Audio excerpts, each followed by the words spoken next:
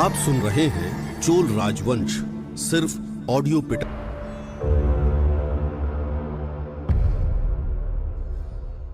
नमस्कार। चोल राजवंश के दूसरे एपिसोड में हमने सम्राट राजा राज प्रथम की बात शुरू की थी, जो कि 985 ईस्वी में चोल राजवंश के सम्राट हुए।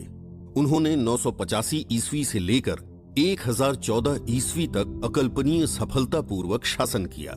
दरअसल चोल वंशीय राजा राज प्रथम ऐसे पहले भारतीय शासक हुए हैं जिन्होंने भारत के बाहर चोल साम्राज्य का विस्तार करते हुए तब के अनुराधापुर यानी श्रीलंका पर आक्रमण किया था, जिससे घबराकर वहां के शासक महिम पंचम को तब श्रीलंका के दक्षिण भाग में जाकर शरण लेनी पड़ी थी।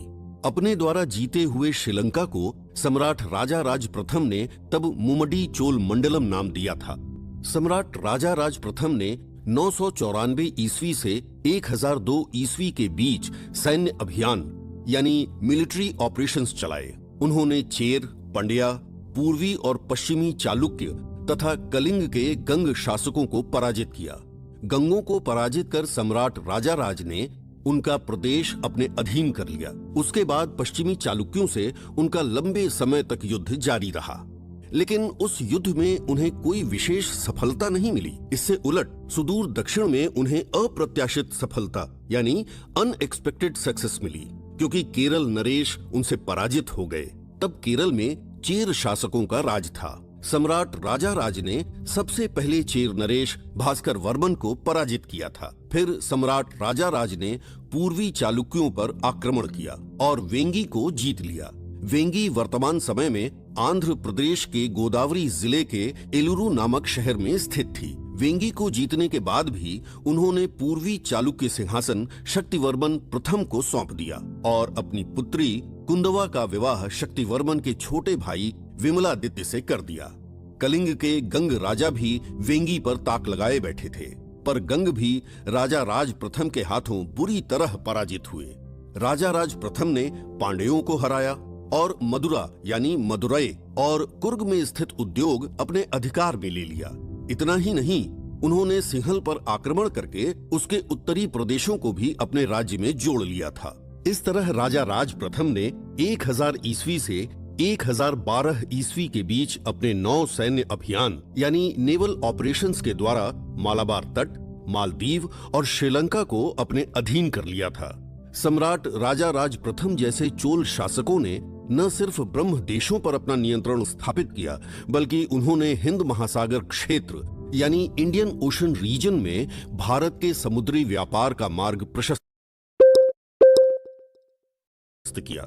विशाल चोल साम्राज्य के राजाओं की अदम्य नौसैनिक शक्ति का अब आप स्वयं ही आकलन कर सकते हैं। अगर मैं आपसे चोल साम्राज्य के सांस्कृतिक दृष्टिकोण की बात करूं, तो जैसा कि हम सब जानते हैं कि वैदिक सनातन धर्म में आगम व्याख्यान के आधार पर हजारों वर्षों से मंदिरों का निर्माण, उनमें आराधना की परंपराएं और अनुष्ठान लोगों के दैनिक जीवन का अभिन्न अंग रहे हैं।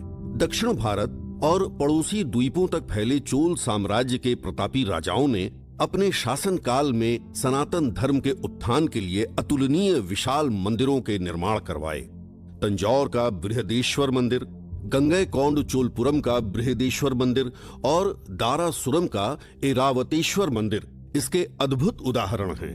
तंजौर का बृहदेश्वर मंदिर हो या गंगैकोंड चोलपुरम का बृहदेश्वर मंदिर या फिर दारासुरम का ऐरावतेश्वर मंदिर, ये मंदिर वास्तुकला, मूर्तिकला, चित्रकला और कांस्य कला के क्षेत्र में चोल शासकों की महान उपलब्धियों को दर्शाते हैं। चोल सम्राट राजा राज प्रथम ने तंजौर के बृहदेश्वर मंदिर के निर्माण का शुभारंभ 1003 से 1004 ईस्वी में करवाया था और 1009 से 1010 ईस्वी में स्वयं ही इसका लोकार्पण किया। इसीलिए वर्तमान में यूनेस्को की विश्व धरोहरों में सम्मिलित इस मंदिर को राज राजेश्वर मंदिर भी कहा जाता है। वैसे आपको बता दूं कि एक एपिसोड डेडिकेटली सिर्फ चोल साम्राज्य के मंदिरों पर ही होगा। उसमें मैं उन मंदिरों की उत्कृष्ट विशेषताओं के बारे में अलग से बात करूंगा। आज इस एपिसोड को कंक्लूड करने से पहले बता दूं कि सम्राट राजा राज प्रथम ने ही 1000 ईस्वी में भू सर्वेक्षण की महान परियोजना शुरू करवाई थी। इसके कारण ही देश को वलनाडु इकाइयों में पुनर्गठित करने में मदद मिली। महान चोल वंश को आगे बढ़ाते हुए सम्राट राजाराज प्रथम के बाद उनके पुत्र राजेंद्र प्रथम सिंहासन पर आसीन हुए। अगले एपिसोड में उनकी बात होगी। आशा है आपको ये पॉडकास्ट पसंद आया होगा। इसके बारे में हमें अपनी राय जरूर दीजिएगा। आज इतना ही। नमस्कार। ऐसे ही इंटरेस्टिंग पॉडकास्ट और ऑडियो स्टोरीज के लिए सुनते रहिए